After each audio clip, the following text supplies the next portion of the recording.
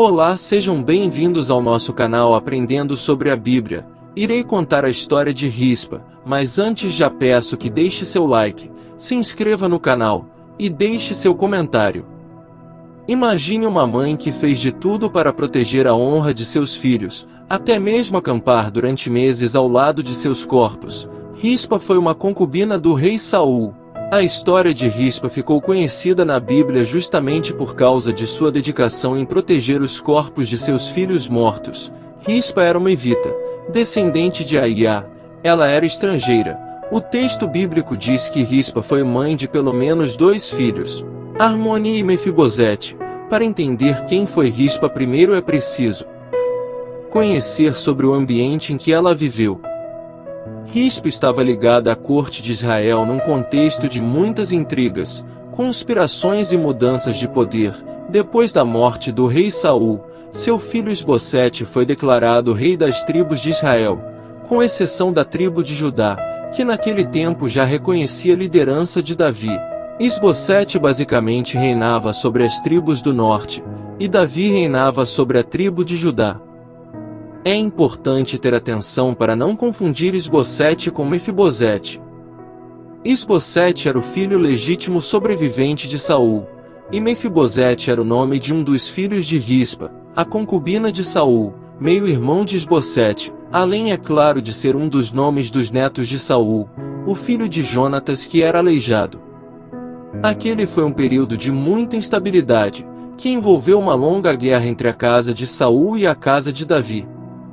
Um guerreiro chamado Abner, que era o comandante do exército de Israel sob a liderança da casa de Saul, conquistou muito poder e prestígio em Israel. Em um determinado momento, Isbosete acusou Abner de ter se relacionado com Rispa, e isso acabou gerando uma discórdia fatal entre eles. Mas qual era o problema de Abner e Rispa se relacionarem?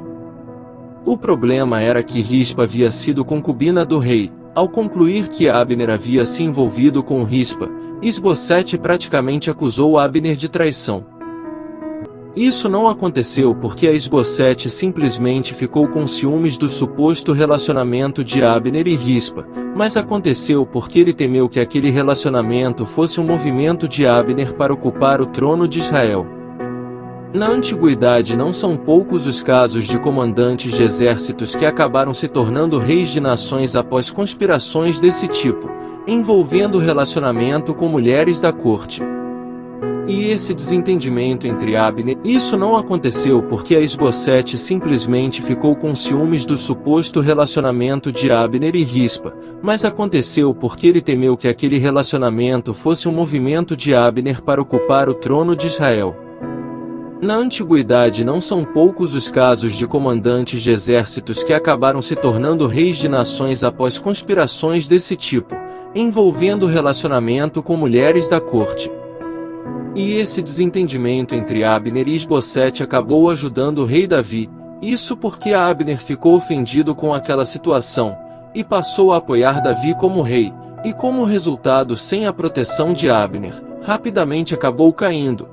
E Davi finalmente ascendeu como um rei de um reino unificado em Israel. O tempo passou e o reino de Israel foi castigado por uma grande seca, que durou 3 anos. Essa seca ocasionou uma crise de fome que trouxe problemas para o reinado de Davi, conforme está registrado no 2º livro de Samuel, capítulo 21.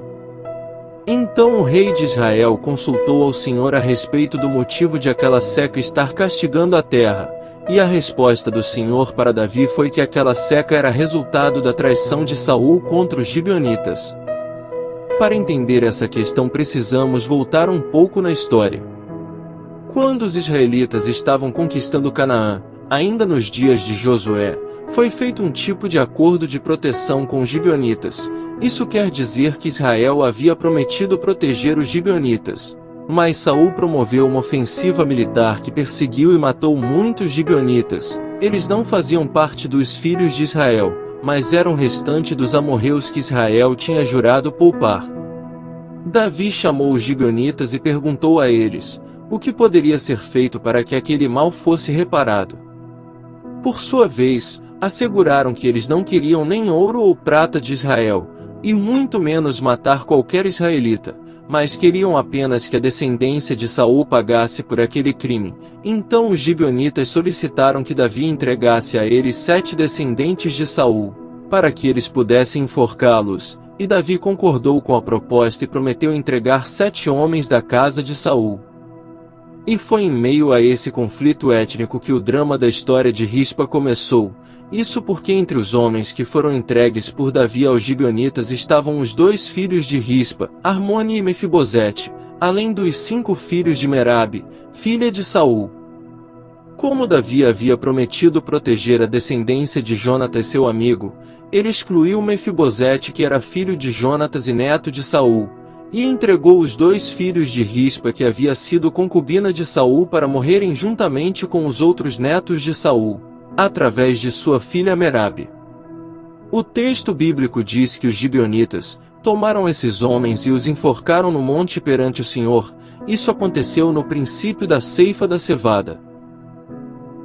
Nesse contexto trágico, a Bíblia diz que quando os filhos de Rispa foram enforcados, ela pegou um pano grosseiro e fez um abrigo sobre uma rocha que ficava perto do local onde os corpos daqueles homens ficaram expostos. Rispa montou o guarda diante dos corpos de seus filhos, e impediu que eles fossem devorados pelas aves de rapina, durante o dia, e pelos animais do campo durante a noite. Naquele tempo era considerado uma desonra muito grande, quando os corpos dos mortos eram transformados em alimento para as aves do céu, ou para os animais do campo.